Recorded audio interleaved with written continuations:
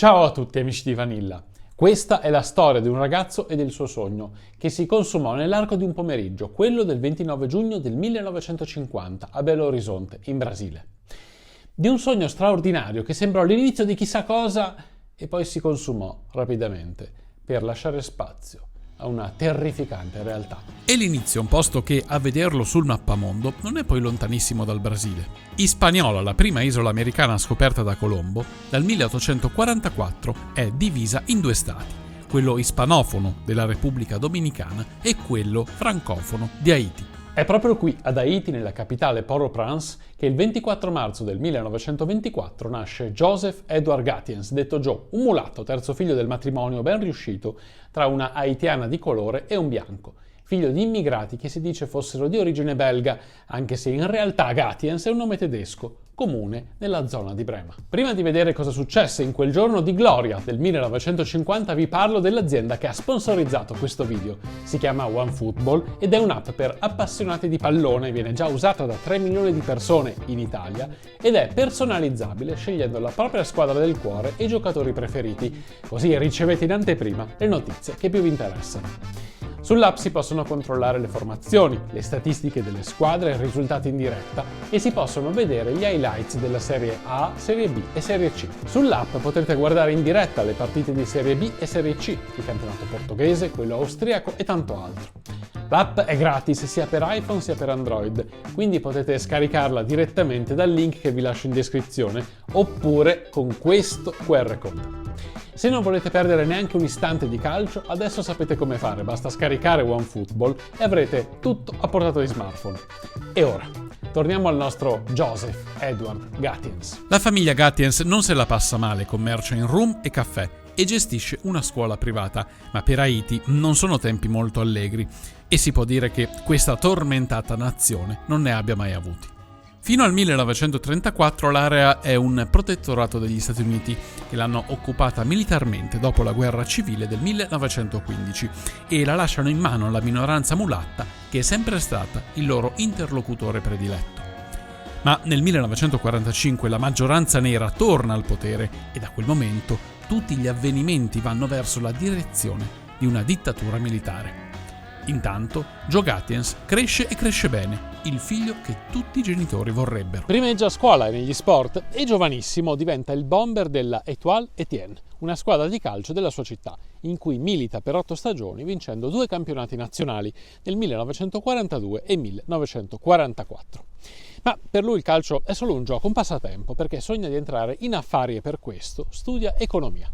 I suoi risultati scolastici e universitari sono talmente buoni che nel 1946 vince una borsa di studio governativa per andare a specializzarsi negli Stati Uniti presso la Columbia University, dove ha già studiato, sempre con una borsa di studio, il fratello maggiore, Gerard. Però la borsa di studio non basta a coprire tutte le sue necessità e lui, che non vuole gravare ulteriormente sulla famiglia, si trova un lavoro part-time come barista in un locale di Harlem, il Rudy's Café. Il proprietario del Rudy's, Eugene Diaz, per combinazione, è anche il proprietario di una squadra di calcio, la principale squadra newyorkese, il Brucattan, che partecipa all'American Soccer League, il principale campionato di calcio americano del tempo. Diaz vede giocare Joe mentre questo sta facendo 2 passaggi in strada con gli amici, ne intuisce le qualità e lo fa entrare nella sua squadra. In quegli anni il Brucattan, il cui elemento di punta è il cubano Pito Villanon, il primo giocatore di colore a essere schierato nell'American Soccer League, è una squadra di vertice, ma vince poco, aveva già vinto la ASL nel 1945. Oltre a un prestigioso secondo posto nella National Challenge Cup, dopo aver dominato la Eastern Division nel 1948, ci sono i 3 titoli di capocannoniere, 2 di Villanon e 1 nel 1949-50 di Joe Gattiens. Non si deve immaginare quel calcio come qualcosa di simile al tronfio spettacolone di adesso. Sono tempi di un calcio parecchio amatoriale, con partite che si giocano su campetti non molto curati, con al massimo qualche migliaio di spettatori. E tutti i giocatori sono dilettanti che per vivere fanno un altro lavoro. Joe, per esempio, non ha mai smesso di fare il barista. Comunque le sue prodezze non sono passate inosservate. Nel 1950 si organizza in Brasile il primo campionato del mondo dopo la guerra. Molte nazioni invitate non sono in grado di parteciparvi, altre sono escluse per i più svariati motivi. Dalla federazione nordamericana, che peraltro conta poche squadre, ne sono ammesse 2. Una è l'imbattibile Messico e l'altra viene fuori da uno spareggio tra Stati Uniti e Cuba, che vede gli statunitensi prevalere dopo una vittoria per 5-2 e un pareggio per 1-1. È una bella soddisfazione per il modesto calcio a stelle e strisce, anche se i suoi vertici federali temono che l'avventura finisca in modo patetico, come alle Olimpiadi di Londra nel 1948, quando gli americani incassarono 3 rovinose sconfitte contro Italia, Norvegia e Irlanda del Nord, subendo 25 gol senza arrivare a segnarne nessuno. Quando la squadra conferma la sua sostanziale debolezza, perdendo anche una serie di facili amichevoli, il CT, lo scozzese William Jeffrey, è autorizzato a cercare altri giocatori, dovunque li possa trovare. Il compito però è particolarmente complesso perché stiamo parlando di dilettanti che devono chiedere il permesso di assentarsi ai rispettivi datori di lavoro. Infatti alcune convocazioni saltano perché questi permessi non arrivano. In ultimo, Jeffrey si fa venire l'idea di convocare anche il capocannoniere dell'American Soccer League, Joe Gattiens. È haitiano, ma non ha mai giocato con la nazionale di Haiti e per autorizzarne l'impiego la federazione decide che basta il fatto che abbia presentato la domanda di cittadinanza americana. È in attesa di concessione della cittadinanza e tanto basta. Nella stessa situazione sono anche gli altri 2, il belga Joseph Maka e lo scozzese Ed McCleveney. Joe non sarà mai cittadino americano, ma in quel momento non lo sa. È solo felice di giocare ai mondiali, visto che Diaz gli ha concesso entusiasticamente il permesso di andarci. Viene aggregato ai convocati solo la sera prima dell'ultima amichevole, che si gioca proprio a New York e, tanto per cambiare, finisce con un'imbarazzante sconfitta. La squadra è quanto mai eterogenea dal punto di vista della provenienza. Prevalgono gli italo-americani come il portiere Frank Borghi e il suo vice Gino Gardassanic, che addirittura è nato a Fiume, il capitano Charlie Colombo e poi Nicolas Diorio, Gino Pariani e Frank Wallace, il cui vero cognome è Valicenti.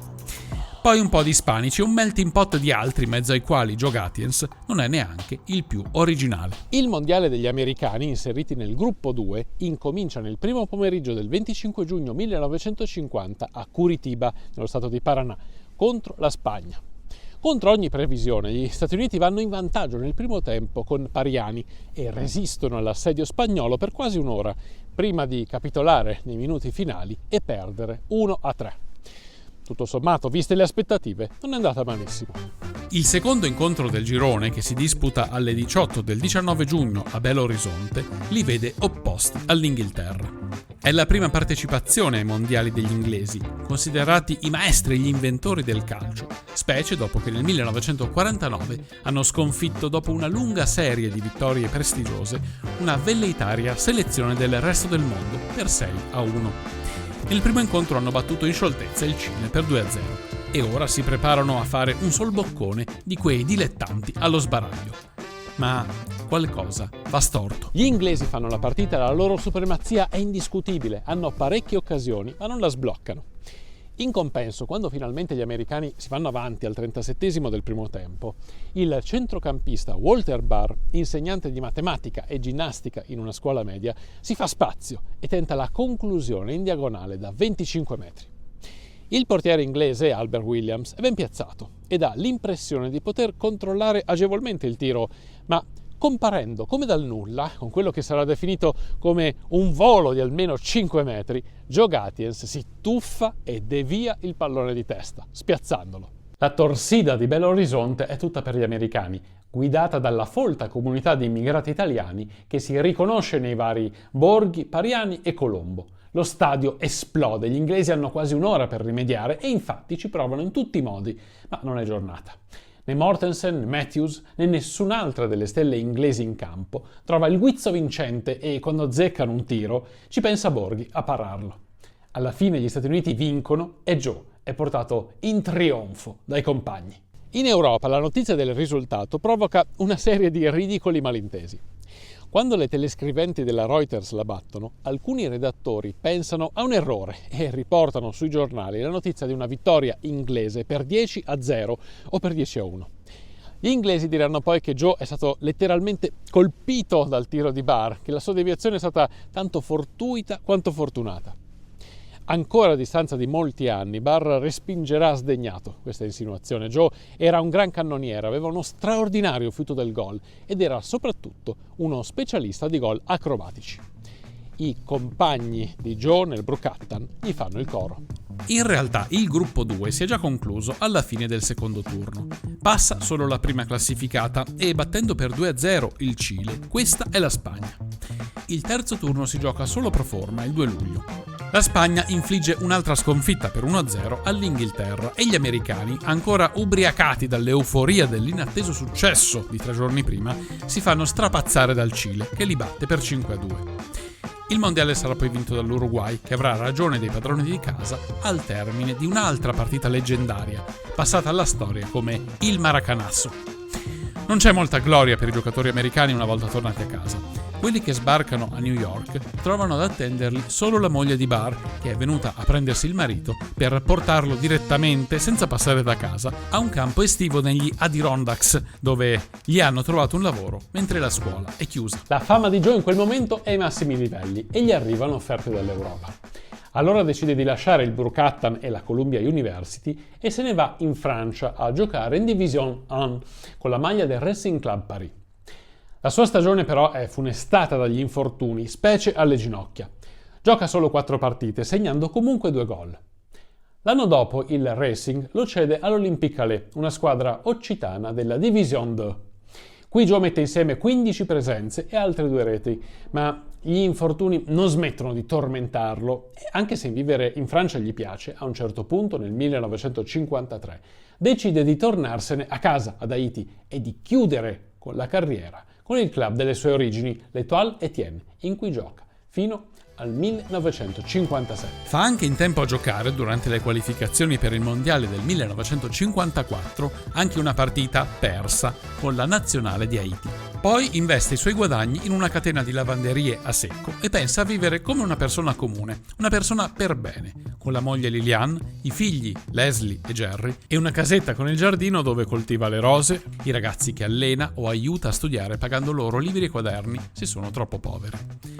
La sua storia però non avrà un lieto fine. Ad Haiti dal 1945 gli avvenimenti si sono mossi sempre nella direzione che avrebbe portato a una dittatura militare e questa dittatura arriva nel 1957, quando in seguito a una tornata elettorale segnata da troppi condizionamenti viene eletto presidente il medico François Duvalier, noto anche come Papa Doc, che dopo altre elezioni politiche manipolate, rieletto nel 1964, si proclama presidente a vita e scatena la sua polizia segreta, i Tonton Macoutes e uomini spettro, alla caccia degli oppositori, veri o solo presunti. Tra questi oppositori ci sono i Gatiens. 2 dei fratelli di Joe, Jean-Pierre e Fred, hanno fatto propaganda per un altro candidato, Louis Dejoy, e questo basta a metterli in pericolo. I 2 non ci pensano 2 volte e se ne vanno nella Repubblica Dominicana, invitando il resto della famiglia a seguirli. Quasi tutti i parenti li seguono, ma non Joe. Joe pensa, ingenuamente, che non essendo direttamente coinvolto in alcun partito politico, non avendo mai svolto alcuna attività a favore di Tizio o contro Caio, nessuno se la prenderà con lui. Però, per sicurezza, fa trasferire in un posto sicuro moglie, figli e altri parenti, compresa la madre e la moglie del fratello, Gérard, che è stato già arrestato, ma poi sarà rilasciato. Dovrebbe essere più prudente, perché con i dittatori funziona una sola regola. Se sei uno dei loro scagnozzi ti è consentito tutto. Se non lo sei, non ti è consentito nulla, spesso neanche vivere. Tanto più che a Papa Doc arrivano voci non si sa quanto vere, per cui gli oppositori rifugiatisi nella Repubblica Dominicana starebbero preparandogli un colpo di Stato. La mattina dell'8 luglio del 1964, mentre si sta recando a lavoro, Joe viene sequestrato dai Tonton Macoutes. Non si saprà più niente di lui, né sarà mai ritrovato il suo corpo. Una serie insistente di voci sostiene che venne ucciso nella notte del 9 o del 10, nel cortile della prigione di Fort Dimanche, uno dei luoghi in cui venivano eliminati i prigionieri, ma non ci sono prove certe. I suoi familiari cercheranno in ogni modo di avere sue notizie. A Capodanno del 1965, durante la festa dell'indipendenza nazionale, la madre e la cognata Mireille riescono ad avvicinare addirittura Papa Doc in persona e a chiedergli di intervenire personalmente per Joe. Il dittatore promette che sarà rilasciato il giorno dopo, ma non succede nulla. Più tardi un conoscente si fa avanti offrendosi di corrompere le guardie e farlo evadere, e così estorce loro $4.000, ma anche questa volta Joe non si vede. Alla fine si rassegnano al peggio. Solo nel 1968 arriverà la dichiarazione di morte presunta, uno dei tanti fra i 30.000 haitiani trucidati dagli sgherri di Papa Doc, che muore nel 1971 e lascia il governo del paese al corrottissimo figlio Jean-Claude Baby Doc, deposto solo nel 1986. I Gatiens sono sostenitori del nuovo corso, difficilissimo e ostacolato dalle multinazionali, del presidente Jean-Bertrand Aristide. Il fratello maggiore di Joe, Gérard, è stato ucciso in un attentato contro i sostenitori di Aristide nel 1990. Una sorella, Amato, fa attivamente politica nel partito di Aristide.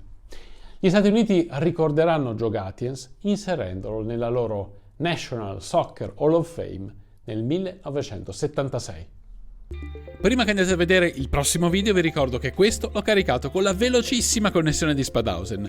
Se anche voi volete avere la fibra gratis a casa con un mese omaggio, cliccate sul link in descrizione e usate il codice sconto Vanilla.